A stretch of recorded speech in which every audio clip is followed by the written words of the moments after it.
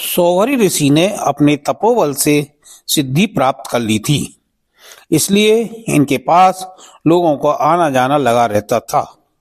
अतः उनके भजन में बाधा आने लगी। तब ऋषि ने सोचा कि क्यों ना अब यमुना के किनारे भजन किया जाए। इस तरह वह यमुना के किनारे भजन करने लगे। एक बार वह यमुना में स्नान कर रहे थे। तब वह सोच रहे थे, मैंने काम को भी जीत लिया है। मुझे भगवान की माया बिल्कुल भी प्रभावित नहीं कर रही है। और उनके मन में अहंकार आ गया। इसका उन्हें अभिमान हो गया। भगवान ने उनको अभिमान को तोड़ने के लिए एक मछली के जोड़े को दिखाकर मन में काम वासना का उदय किया और वासना से वैसा ही सुख भोगने की इन्हें इच्छा हुई। 85 वर्ष की अवस्था में विवाह की इच्छा लेकर सौवरी राजा मानधाता के पास आए। राजा दुविधा में पड़ गए। उन्होंने सोचा कि इस वृद्धावस्था में मुनि का किस कन्या से विवाह करूं। जिस कन्या से विवाह करता हूं उस कन्या का जीवन बेकार हो जाएगा और इनकार करूं तो मुनि श्राप दे देंगे। राजा के 50 कन्या थीं। राजा ने मुनि से कहा कि आप महल में पधारें। जो कन्या आपको वरेगी हम आपका विवाह उसी से कर देंगे। सौवरी ऋषि राजा मानधाता का अभिप्राय समझ गए। उन्होंने सोचा कि राजा ने इसलिए मुझे ऐसा सूखा जवाब दिया है कि अब मैं बूढ़ा हो गया हूँ। मेरे शरीर में झुर्रियाँ पड़ गई हैं, बाल पक गए हैं और अब कोई स्त्री मुझसे प्रेम नहीं कर सकती। अच्छी बात है, मैं अपने को ऐसा सुंदर बनाऊंगा कि राजकन्या तो क्या देवांगनाएं भी मेरे लिए लालायित हो जाएंगी। ऐसा सोचकर समर्थ सौवर ने वैसा ही किया। मुनि तपबल की सिद्धि से सुंदर स्वरूप धारण कर राजमहल में पहुंचे। उनका रूप देखकर सभी कन्या उनसे विवाह करने के लिए आपस में झगड़ने लगीं। अंत में राजा ने मुनि का विवाह अपनी सभी कन्याओं से कर दिया।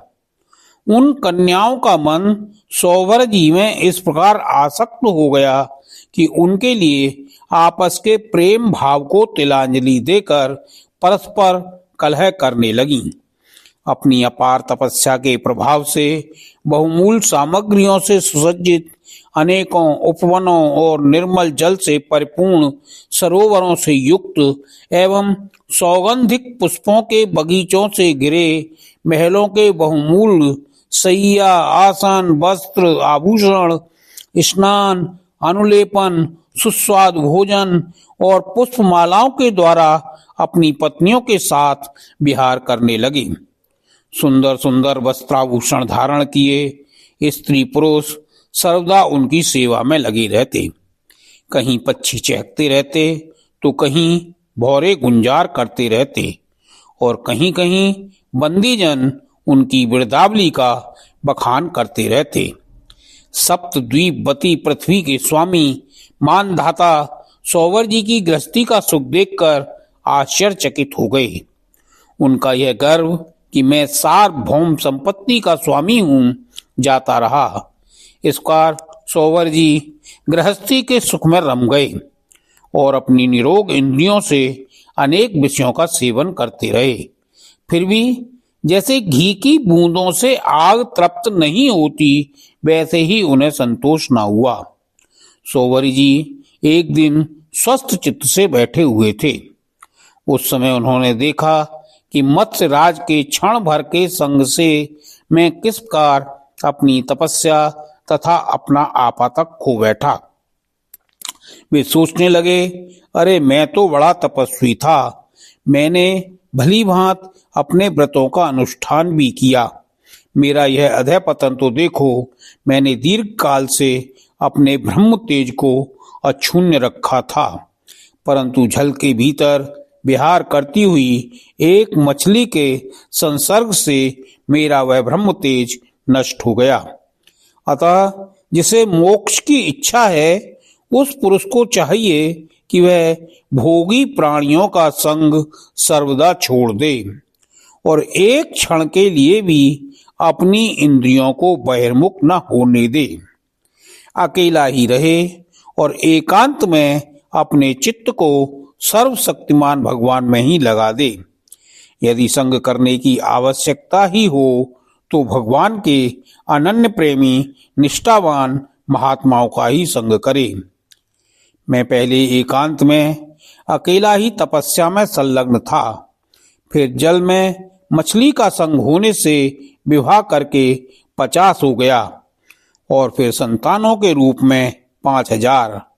विषयों में सत्य बुद्धि होने से माया के गुणों ने मेरी बुद्धि हर ली। अब तो लोक और परलोक के संबंध में मेरा मन इतनी लालसाओं से भर गया है कि मैं किसी तरह उनका पार ही नहीं पाता। इस पर विचार करते हुए वे कुछ दिन तक तो घर में ही रहे, फिर विरक्त होकर उन्होंने संन्यास ले लिया और वे वन में चले गए। अपने पति को ही सर्वस्व मानने वाली उनकी पत्नियों भी उनके साथ ही वन की यात्रा की। वहां जाकर परम संयमी सोवर जी ने बड़ी घोर तपस्या की, शरीर को सुखा दिया तथा आहवनीय आदि अग्नियों के साथ ही अपने आप को परमात्मा में लीन कर दिया।